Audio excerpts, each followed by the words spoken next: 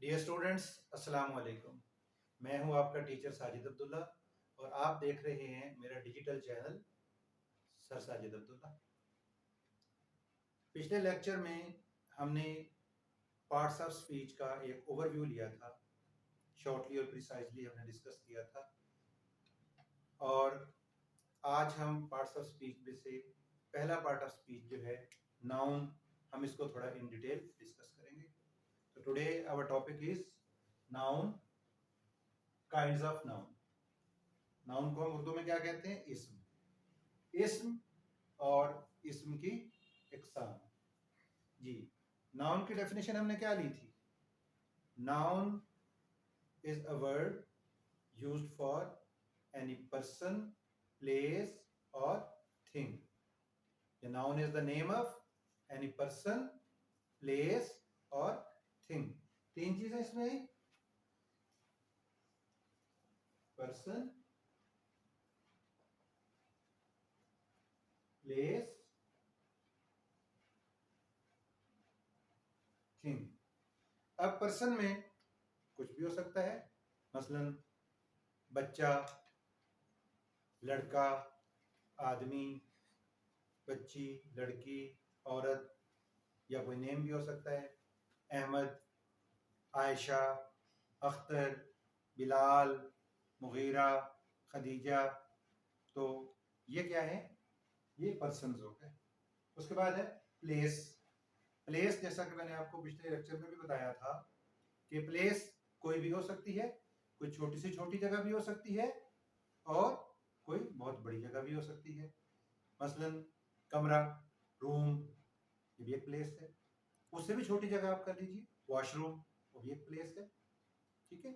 इसी तरह से उससे थोड़ी बड़ी जगह कर लीजिए, हाउस, स्कूल, हॉस्पिटल, डिस्पेंसरी, ये जगह हैं।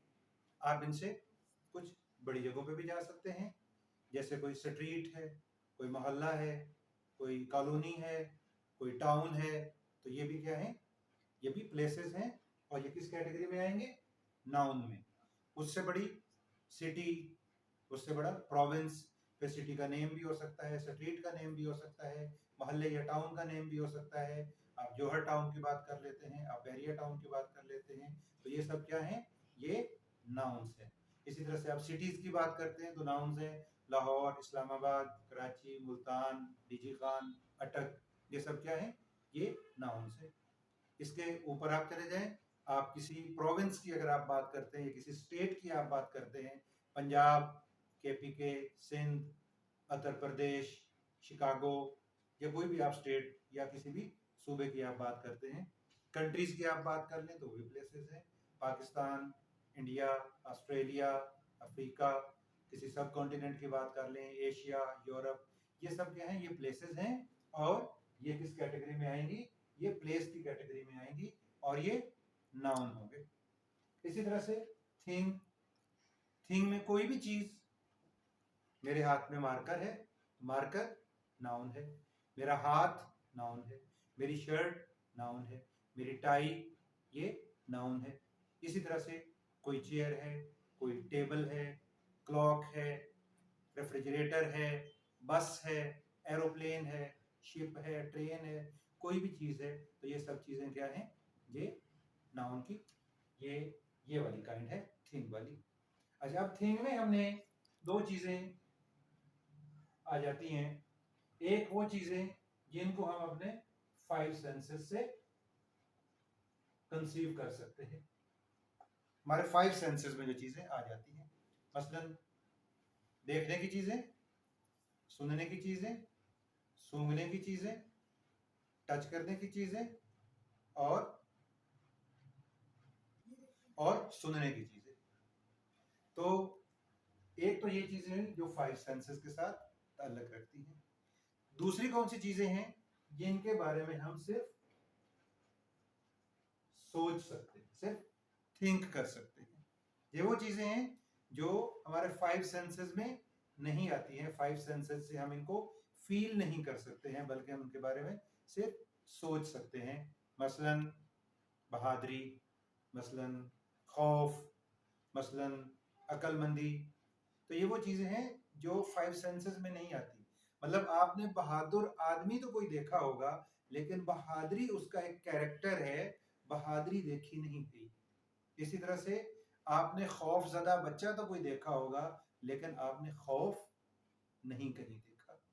तो इसी तरह से आपने कोई अक्लमंद इंसान, अक्लमंद जज, कोई अक्लमंद प्रोफेसर, अक्लमंद साइंसदान आपने देखा होगा, लेकिन अक्लमंदी उसका वो कैरेक्टर है जो हमारे 5 सेंसेस में नहीं आता। तो ये क्या है, सारी चीजें ये भी आ जाती हैं थिंग्स के अंदर।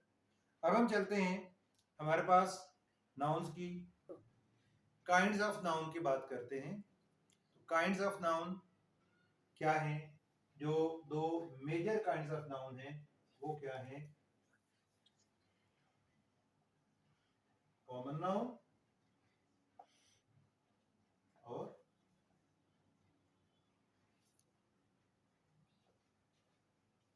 Proper noun.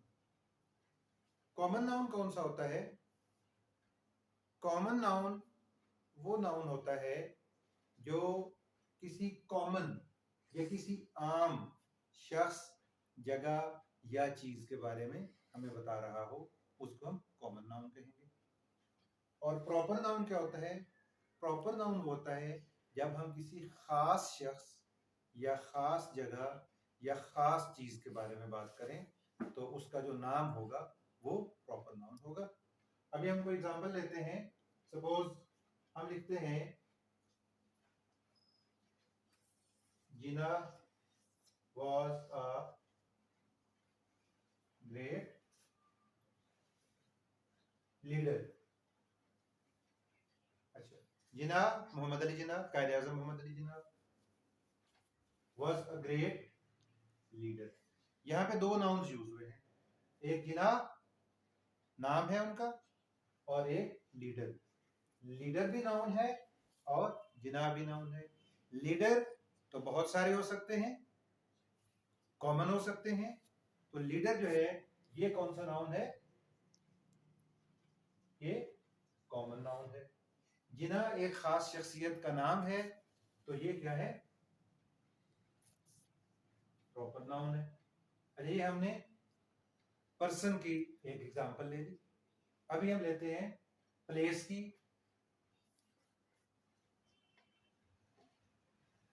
Karachi is a big city. Again हमारे पास दो नाउन है, एक कराची जगह का नाम है, सिटी ये भी जगह होती है। सिटी कोई भी सिटी हो सकता है, कहीं पर भी कोई सिटी होगा तो वो जगह ही होगी। और कराची एक ऐसी जगह है जिसका एक पर्टिकुलर और एक प्रॉपर नेम है। तो कराची क्या हुआ? Proper noun. और सिटी क्या हुआ? Common noun. अभी हम एक चीज की एग्जांपल भी लेते हैं साथ में, क्योंकि हमने तीन चीजें डिस्कस की थी कि noun is the name of some person, place और थिंग। हमने एक पर्सन की एग्जांपल ले ली प्रॉपर नाउन के अंदर और कॉमन नाउन के अंदर, और एक प्लेस की एग्जांपल ले ली प्रॉपर नाउन की और कॉमन नाउन की। अब हमें थिंग की एग्जांपल लेते हैं।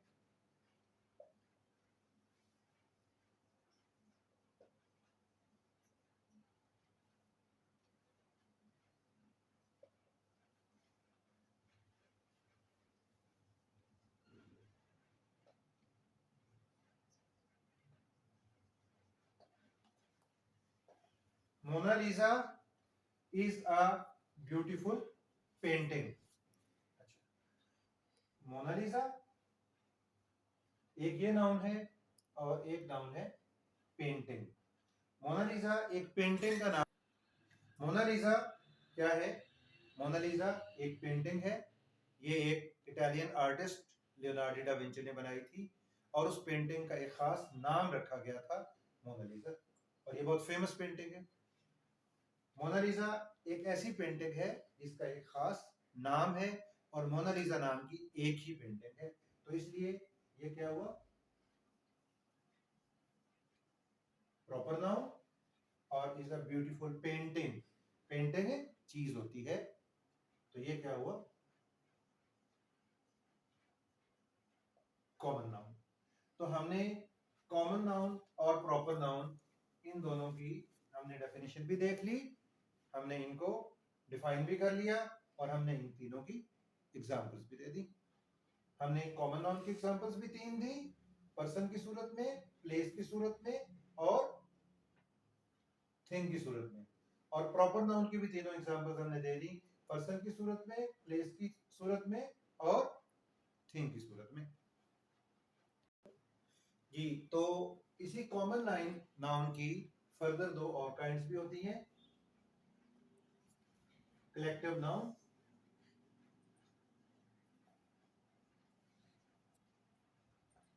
कलेक्टिव नाउन क्या है?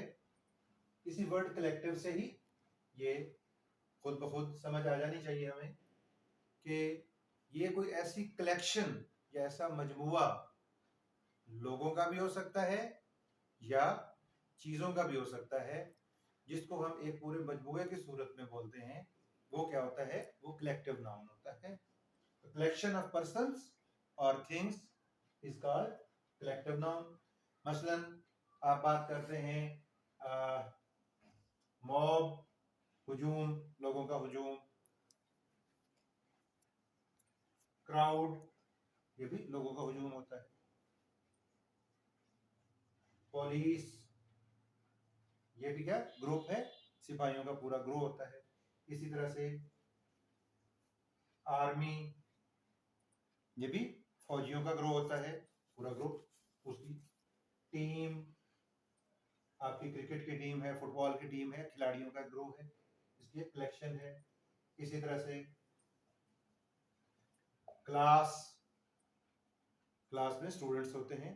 तो ये क्या है? ये सारे कलेक्टिव नाउन की एग्जांपल्स हैं। इसी तरह से हर्ड, हर्ड क्या होता है? रेवड़, भेड़ों का या कोई भी किसी भी तरह के जानवरों का। तो ये सारे क्या है? ये कलेक्टिव नाउन की एग्जांपल्स हैं। चौथा है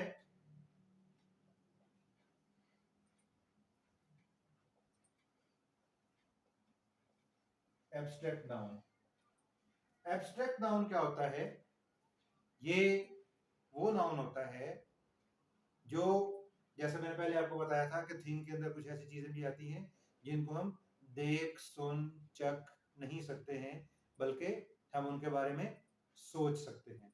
तो ये वो नाउन है जिनके बारे में सिर्फ हमें ख्याल आता है, कोई ऐसी खसूसियत, कोई ऐसी हालत जिसके बारे में सिर्फ सोचा जा सकता है, उसको हम एब्स्ट्रैक्ट नाउन। एब्स्ट्रैक्ट नाउन आमतौर पर 3 चीजों के साथ बनते हैं। Number 1 quality, number 2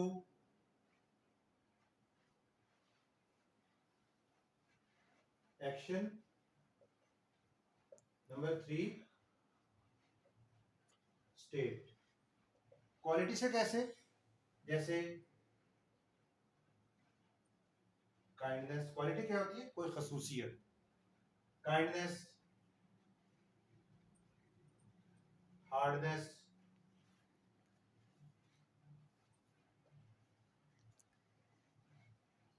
brightness.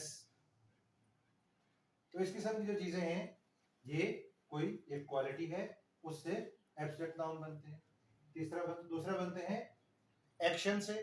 मसलन एक वर्ब है लाफ, एक एक्शन वर्ड है ना, तो लाफ से लाफ्टर, लाफ का मतलब हंसना, वर्ब, और लाफ्टर हंसी। इसी तरह से हेट होता है नफरत करना, और हेट्रेड नफरत। हेट वर्ब, एक्शन वर्ड, और उससे हेट्रेड, ये भी नाउन है। इसके अलावा मूव, हरकत करना, वर्ब है, एक्शन वर्ड है, और मूव से मूवमेंट। तीसरे स्टेट या हालत से, जैसे चाइल्डहुड, यूथ,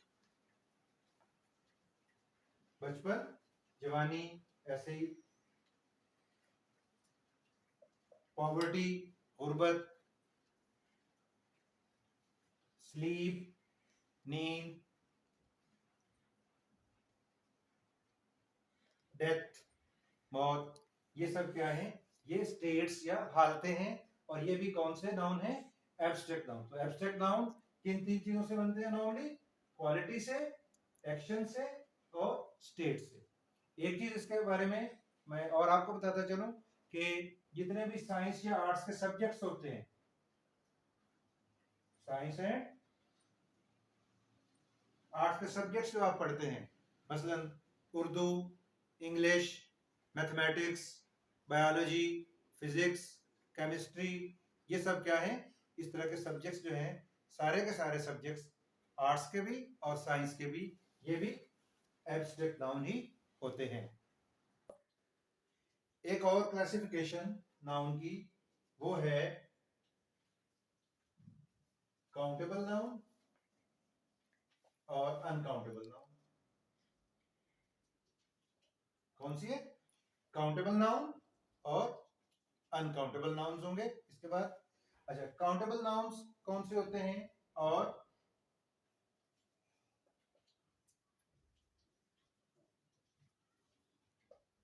अनकाउंटेबल